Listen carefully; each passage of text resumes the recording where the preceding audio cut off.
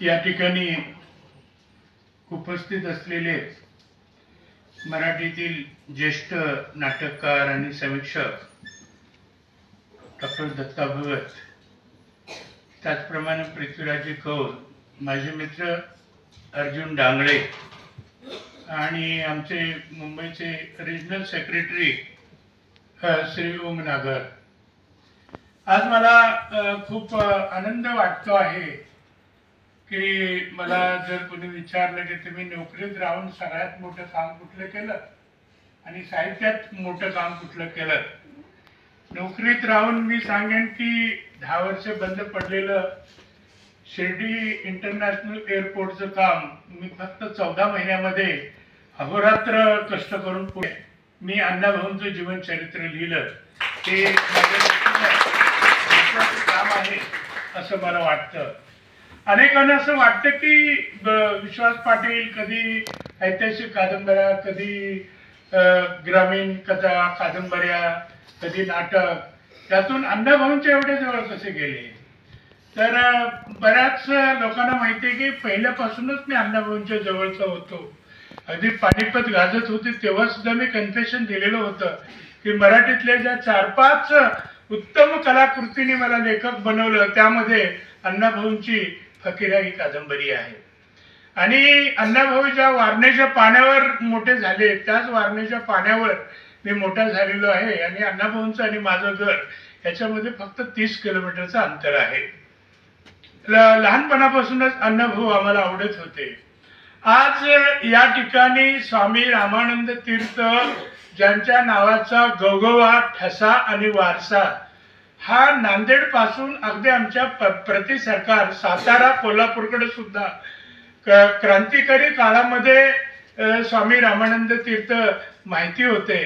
आणि इकडच्या या विद्यापीठामध्ये अण्णाभाऊ साठे यांच्यावर व्यक्ती आणि त्यांचं कर्तृत्व या विषयावर हा परिसंवाद होतो आहे किंवा दिवसभर चर्चा होते, याचा मला खूप आनंद वाटतो. मला नेहमी दुःख असं वाटतं की या भारतामध्ये भारताच्या 23 भाषांमध्ये एखादा असा प्रचंड कर्तृत्ववान लेखक दुसरा कोणी नसेल ज्यांनी साहित्याचे डोंगर उभे करून सुद्धा त्या भाषेतल्या तमाम लेखकांनी आणि तमाम समीक्षकांनी एवढ्या महत्वपूर्ण लेखकाला अडगळीत टाकलं. त्याचं उदाहरण हे दुर्दैवानं अण्णाभाऊ साठे असंच द्यावं लागेल. जर अगदी प्रेमचंद पासून जयकांतन पासून ते कुणापर्यंत ही अगदी विचार करायचा झाला, अगदी वीरेंद्र कुमार भट्टाचार्य यांच्यापर्यंत, तर भारतामध्ये एक भारतीय साहित्यिक, सकस सुंदर मानवतावादी साहित्यिक म्हणून अण्णाभाऊ मला नेहमीच मोठे वाटतात. अण्णाभाऊंच्यावर जे प्रचंड अन्याय झाले, खरं म्हटलं तर जर्मनी आणि रशिया मधल्या सारख्या भाषांना त्यांचं महत्व 1960-65 पर्यंत कळलेलं आहे, पण आतापर्यंत आपल्या लोकांना कळलेलं नाहीये. नरहर कुरुंदकर यांची ही नांदेड ही भूमी आहे. कुरुंदकर सर माझे आवडते लेखक आहेत. कुरुंदकर सरांनी धार आणि काठ नावाचं एक सुंदर पुस्तक लिहिलेलं आहे, ज्याच्यामध्ये यमुना पर्यटन पासून सर्व मराठी कादंबऱ्यांचा आढावा घेतलेला आहे. पण आपलं दुर्दैव असं की कुरुंदकरांच्या त्या पुस्तकामध्ये अण्णाभाऊ साठे यांच्या नावाचा उल्लेख सुद्धा नाही आणि त्यांची मातबर कादंबरी फकीरा हिचाही उल्लेख नाही. असं का घडावं? अण्णाभाऊ साठे म्हणजे ज्यांची ढाल आचार्य अत्रेसारखा महान साहित्यिक वाजवत होता. 1960 साली ज्या फकीराला शासनाचा सर्वोत्कृष्ट कादंबरीचा पुरस्कार मिळाला आणि जी कादंबरी फकीरा यशवंतराव चव्हाण मुख्यमंत्री असताना त्यांनी मुंबई पासून सांगलीपर्यंतच्या प्रवासात, एका प्रवासात आंब्यासर्डरच्या ती संपूर्ण कादंबरी वाचून काढली. एक साहित्याचं मोठं लेणं आहे.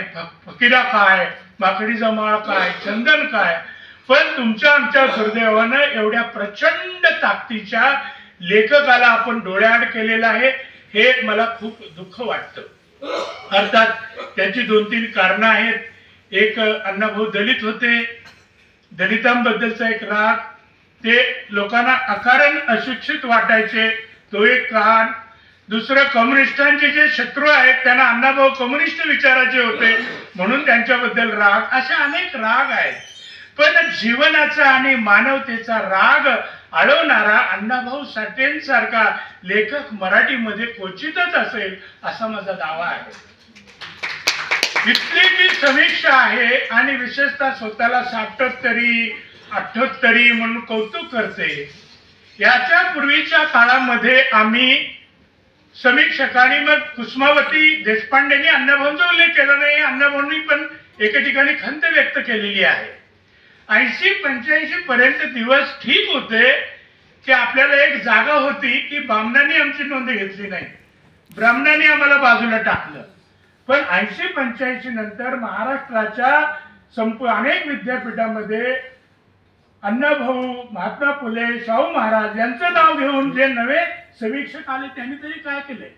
काही केलेलं नाही. अण्णाभाऊंच्या साहित्याचा म्हणावा असा ध्यास, म्हणावा असा अभ्यास करण्यात आलेला नाही. त्यांना फक्त हारापुरतं वापरलेलं आहे, समीक्षेमध्ये त्यांचा अजिबात वापर केलेला नाही. उलट आमच्या साहित्य अकादमीनी मोनोग्राम म्हणतात त्याला. या मोनोग्राम म्हणजे त्या लेखकाचा भारतामध्ये परिचय व्हावा आणि मराठीतल्या एका महान साहित्यिकानं त्या मोनोग्राम मध्ये अण्णाभाऊंच्या फकीरा कादंबरीचा असा उल्लेख केलेला आहे की फकीरा ही मराठीतली तद्दन्य सामान्य कादंबरी आहे असं वाटावं. हे अण्णाभाऊंच्या वाट्याला काय हवं? अरे तुम्ही उद्याच्या पिढ्यांसाठी वाङ्मयाचा इतिहास लिहिता आणि कारण वाङ्मयाचा इतिहास उद्याच्या पिढीला कळला पाहिजे. आणि एका विद्यापीठाने लिहिलेला आहे वाङ्मयाचा इतिहास, त्या वाङ्मयाच्या एका साहित्य संस्थेने लिहिलेला आहे आणि त्या साहित्य संस्थेने असं म्हणलेलं आहे की अण्णाभाऊंची ती काहीतरी चंदन कादंबरी जी आहे ती 1972 साली प्रकाशित झाली. मुळात अण्णाभाऊ हे 69 ला वारले, 72 ला प्रकाशित झाली म्हणता. पुन्हा चंदन कादंबरी ही तुम्ही ग्रामीण कादंबरी म्हणता, म्हणजे तुम्ही काही वाचलेलं नाही. या एका वाक्यामध्ये एवढ्या घोडचुका आहेत की 1959 साली अण्णाभाऊंची जी चंदन नावाची कादंबरी आली, ही चंदन नावाची कादंबरी ही महानगरीय जीवनावर होती. मुंबईमध्ये जे मोठमोठ्या खाणी होत्या, खदाने होत्या, कामगार वर्ग होता, त्या कामगार वर्गावरची महत्वाची कादंबरी होती आणि तिची नायिका चंदन ही भारतातली पहिली कष्टकऱ्यांची, त्या अर्थी भारतीय स्तरावरची नायिका होती. हे सगळं तुम्ही विसरता आणि बाजूला टाकता आणि एवढ्या महान लेखकावर अन्याय करता. आणि हा इतिहास कुणी लिहिला असेल तर पुण्याच्या आमच्या साहित्य सभेने जो प्रकाशित केलेला इतिहास आहे त्या इतिहासामध्ये असा उल्लेख आहे. म्हणजे नव्या पिढ्यांपुढे काय जाणार? अण्णाभाऊंचं अवघं जीवन अगदी थोडक्यात सांगायचं, 20 भाषण माझे मित्र अरुण डांगळे यांचं आहे, त्यामुळे अर्जुन डांगळेंचं आहे, त्यामुळे मी जास्त बोलणार नाही. पण मर्यादित स्वरूपात जे काही मी मुद्दे मांडणार आहे त्यानुसार असं की अण्णाभाऊंचं जीवन हे धगधगत होतं. एक दलित, पददलित जवळजवळ 280 किलोमीटर घरादारासह मुंबईला ते का आले? याचं कारण असं, त्या काळामध्ये त्यांचे वडील मुंबईला पार्शांच्या बंगल्यामध्ये गार्डनर म्हणून काम करायचे आणि त्यांनी काही पैसे मिळवलेले होते. त्याच्या जीवावर घरामध्ये एक घर बांधलेलं होतं छोटस आणि त्यांच्या मित्रांनी एक घर बांधलेलं होतं. म्हणजे दलितांना त्या काळामध्ये पक्क्या घरामध्ये राहायचं नसतं. दलितांनी फक्त पाण्याच्या कुडाच्या किंवा गवताच्या भिंतीच्या घरामध्ये राहायचं असतो. हा त्यावेळेच्या लोकांचा एक राग. अण्णाभाऊंचं लग्न ज्या वेळेला 1940 ला झालं, ते 1940च्या विवाहाच्या वेळेला त्यांना भटजी मिळाला नव्हता. त्यांनी कोंडाबाई, भिंगारदिवे यांच्याशी लग्नाला ते उभे राहिले. ही शक्यता होती म्हणून त्यांनी 5-50 ब्राह्मणांना सांगितलेलं होतं. पण 32 शिराळा तालुका आणि त्यांचा वाळवा तालुका एवढ्या तालुक्यातल्या लोकांना 5-25 ब्राह्मणांना सांगून सुद्धा कोणी आलं नाही, कारण लोक घाबरले कसं काय मातंगाच्या लग्नाला ब्राह्मणांना जायचं म्हणून. आणि पारिसा उपाध्याय म्हणून एक आमचा लिंगायत बांधव आला आणि त्याने ते विवाह केलेला आहे.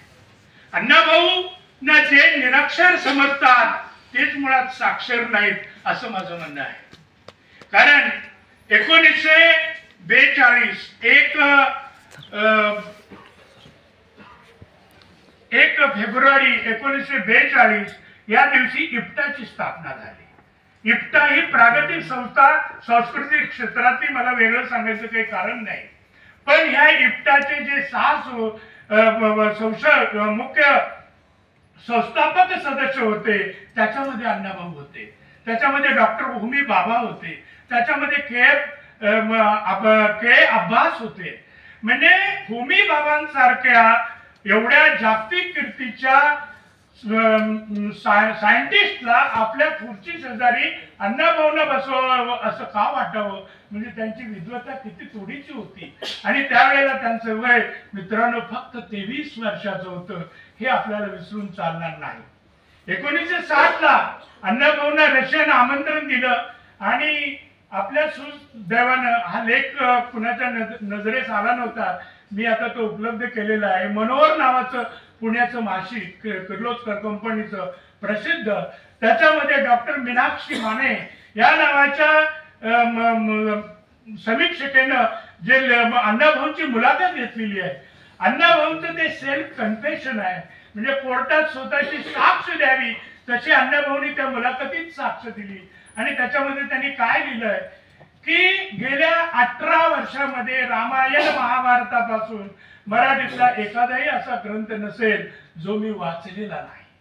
आणि मी शिकलो कसा, तर त्यांनी सांगितलेलं आहे की मुंबईमध्ये जुन्या पुस्तकांची जी झाडाखांची दुकानं आहेत तिथल्या लोकांना मी 2 आणि 4 दिवसाच्या बोलीवर द्यायचो आणि त्यांच्याकडचीच पुस्तकं घ्यायचो. आणि मला राहायला खोली नसल्यामुळं, अभ्यासाला जागा नसल्यामुळं झाडाच्या पलीकडच्या बाजूला मी दिवस वाचत बसायचो. म्हणजे 18 वर्षामध्ये एवढं प्रचंड ज्ञानकण कमवण्याचं काम जे अण्णाभाऊंनी केलेलं आहे ते त्याला तोड नाहीये. जेवढा मराठी समीक्षकांनी, मराठी विद्वानांनी अण्णाभाऊंचा अपमान केलेला आहे, त्यांना डोळ्याआड केलेला आहे, त्याच्या उलट जास्त सन्मान हा राष्ट्रीय दर्जावरच्या कवींनी आणि लेखकांनी केलेला आहे. शैलेंद्र बद्दल तुम्हाला काय वेगळं सांगायचं? हा शैलेंद्र अण्णाभाऊंचा गरिबीतला दोस्त होता. ज्यावेळेला मुंबईमध्ये वडापाव नव्हता, उसळपाव कामगार वर्गामध्ये खायला जायचा.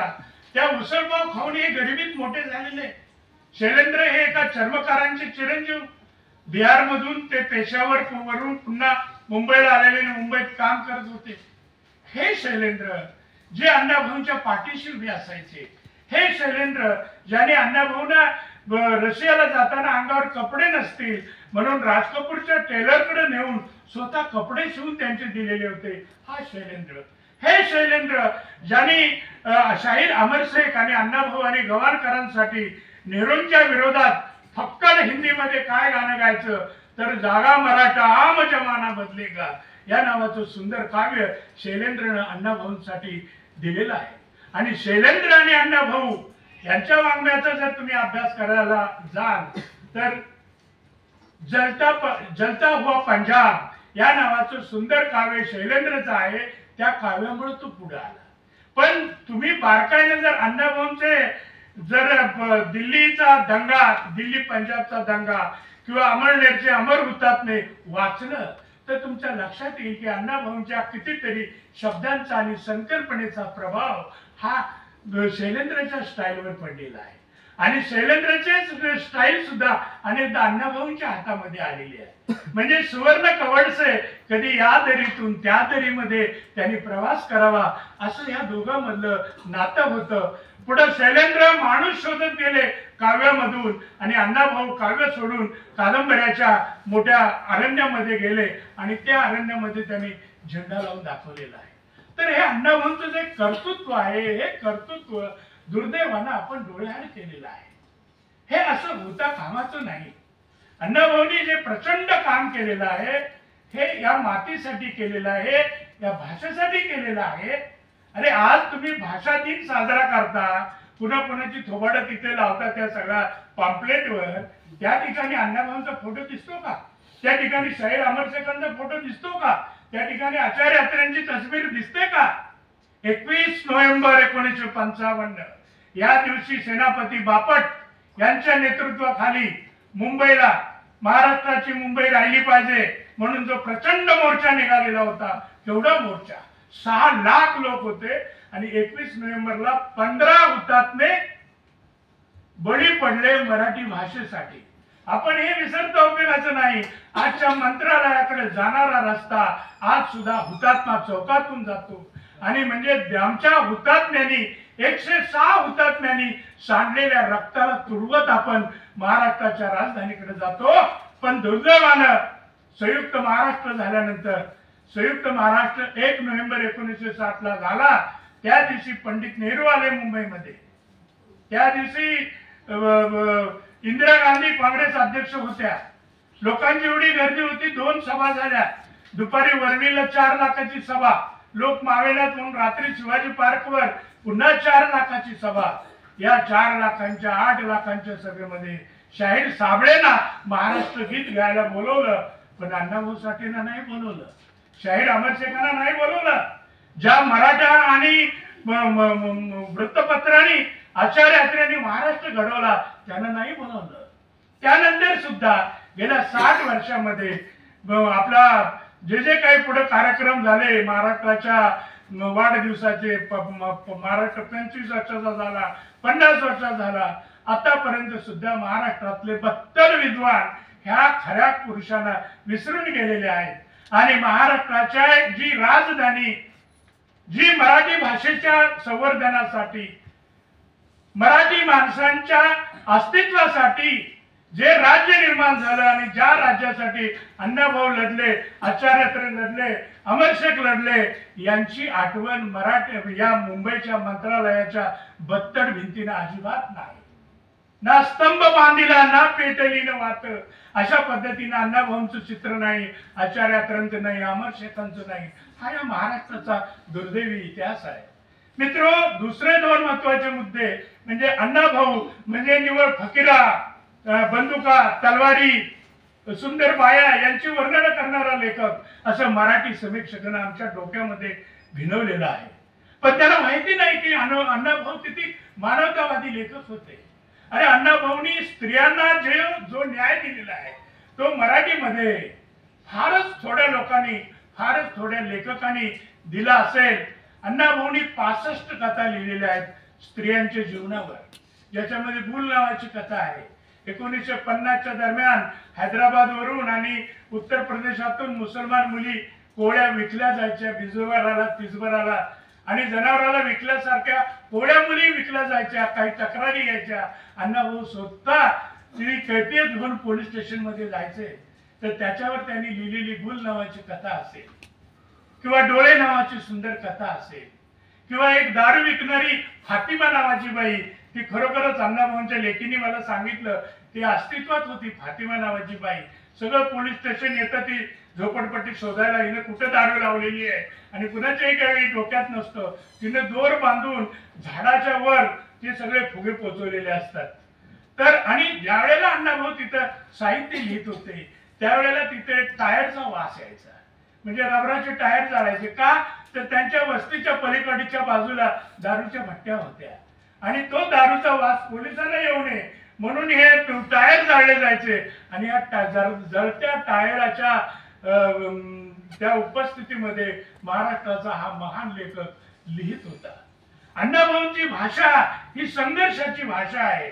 ज्या वेळेला 21 नोव्हेंबरला 15 हुतात्मे पडले, कोसळले, त्यावेळेला अण्णाभाऊ म्हणाले अमरशेखना की माझ्या डोक्यामध्ये डमडमच्या गोळ्या फुटतायत, मला इथं थांबता येणार नाही. डमडमची गोळी म्हणजे काय तर दुहेरी गोळी, जी एकदा बंदुकीतून बाहेर पडल्यावर फुटते आणि आत जखमीत गेल्यावर पुन्हा फुटून आत आणि आणखी काही छेद देते. तर ही डमडमची गोळी म्हणजे काय तर माझी मैना गावावर राहिली, माझ्या जीवाची होती या कायली. ही जी महाराष्ट्राची रणलावणी लिहिली ती अण्णाभाऊंच्या शब्दातून आलेली आहे. मी संपूर्ण भारतभर अभ्यास केला त्यावेळेला माझ्या लक्षात आलं की उत्तरेमध्ये प्रेमचंद आणि बंगालमध्ये शरदचंद्र यांच्यानंतर स्त्री जीवनाला एवढा न्याय देणारा अण्णाभाऊ साठेंसारखा दुसरा महान साहित्यिक झाला नाही. मग ती स्त्री ही पालावरची असेल, ती घरंदाज मराठा कुटुंबातली असेल आवडीसारखी, किंवा ती बरबाद्या कंजारी मधली फुटपाथवरची असेल, म्हणजे अशा विविध स्त्रियांचा वेध घेणारा एवढा मोठा साहित्यिक दुसरा महाराष्ट्रामध्ये मला दिसत नाही. आणि त्याहीपेक्षा माझी मुख्य तक्रार ही आहे की ज्याला आपण महानगरीय साहित्य म्हटलं जातं, मराठीतल्या अनेक मराठीच्या प्राध्यापकांनी महानगरीय साहित्य म्हणून निबंध लिहून घेतलेले आहेत, अनेक त्याच्यावर अभ्यास केलेले आहेत, पीएचडी झालेले आहेत, पण दुर्दैवानं कोणीही उल्लेख केलेला नाही की महानगरीय साहित्याचा आणि अण्णाभाऊंचा काही संबंध होता का. मी तुम्हाला याच्या पुढे सांगेन की अरे मराठी कशाला, संपूर्ण भारतामध्ये महानगरीय साहित्याचा भारतीय दर्जावर पाया घालणारा दुसरा तिसरा लेखक अण्णाभाऊ साठेंशिवाय दुसरा कोणी असू शकत नाही. आणि ते मी सप्रमाण माझ्या पुस्तकामध्ये मांडलेलं आहे. पण आळीमिळी गुपचिळी म्हणून तिकडे दुर्लक्षच करायचं आणि आपणच आपल्या खूमदाने पद्धतीने जायचं, अशी मराठी समीक्षेची ही वाटचाल आहे. 1946 साली नवी मिरवणूक नावाचा तमाशा किंवा लोकनाट्य अण्णाभाऊंनी लिहिलं. त्याचा विषय काय होता की चेंबूर आणि वडाळ्याच्या गोरगरिबांच्या झोपड्या सरकारनं जाळल्या आणि मुंबई बाहेर नेऊन टाकल्या. तर शहरातला जमिनीचा प्रश्न, राहत्या घराचा प्रश्न हा बळदंडपणे अण्णाभाऊंनी 1946 ला मांडलेला आहे. अनेक त्यांची नाटकं आहेत. प्रायचित सारखी कथा आहे की झोपडीमध्ये झोपायला जागा कमी आणि मग दिवसभर राबून आलेले दोन मेहुणे रात्री येतात आणि दारूच्या थोड्या नशेत झोपेच्या नशेत झोपून जातात आणि नंतर असं लक्षात येतं की त्यांच्या हातून घोटाळा झालेला आहे आणि त्यांचा संघ आपापल्या बहिणीशी उलट्या पद्धतीने जडलेला आहे आणि ते चारी जीव प्रायश्चित म्हणून तिथे त्या घाटकोपरच्या वरच्या तळ्यामध्ये प्राण देतात. हा जागेचा प्रश्न आहे. स्मशानातलं सोनं 1936 ला कफन नावाची कथा लिहिली आमच्या यांनी प्रेमचंदानी. कफनचा विषय काय आहे की दारूच्या पैशासाठी, पैसे गोळा करण्यासाठी सासरा आणि नवरा पैसे गोळा करतात आणि मजा मारतात. पण ही जगामध्ये गाजलेली कथा आहे प्रेमचंदांची. पण त्याच्यापेक्षा मानवतेच्या तळामुळामध्ये घुसणारी अण्णाभाऊंची स्मशानातलं सोनं आहे. म्हणजे काही मुडदे असायचे, काही जाळलेले लोक असायचे. जाळलेल्या लोकांच्या जवळचं तिथलं सोनं गोळा करायचं जे तोंडात असेल ते, आणि मुडद्याचं काढण्यासाठी मुडदे उकरायचे आणि मुडदे उकरताना मग कोली आजूबाजूला असायची आणि कोल्यामध्ये आणि माणसामध्ये संघर्ष. मुडद्यासाठी कोली लढतायत, माणसं लढतायत, अशी अव्वल कथा अण्णाभाऊंसाठी शिवाय दुसरी कोणी लिहिलेली नाही. 1913 साली भारतीय सरकारनं 6 लेखकांना चीनला पाठवलेलं होतं, त्यामध्ये मी होतो. आणि त्या ठिकाणी मी ज्यावेळेला पेकिंग मध्ये स्मशानातली सोन्याचा सगळा गोषवारा इंग्रजीमध्ये सांगितला, त्यावेळेला 6-7 मुलं होती, तरुण लेखक तिथले सगळे शहारले होते की भारतातली कुठली भाषा आहे ज्या भाषेमध्ये एवढी अव्वल कथा लिहिली जाते. म्हणजे महानगरीय साहित्याचा पाया फक्त त्यांच्या लावणीवर नव्हे, अण्णाभाऊंच्या 7-60 ची कहाणी विशद करतात.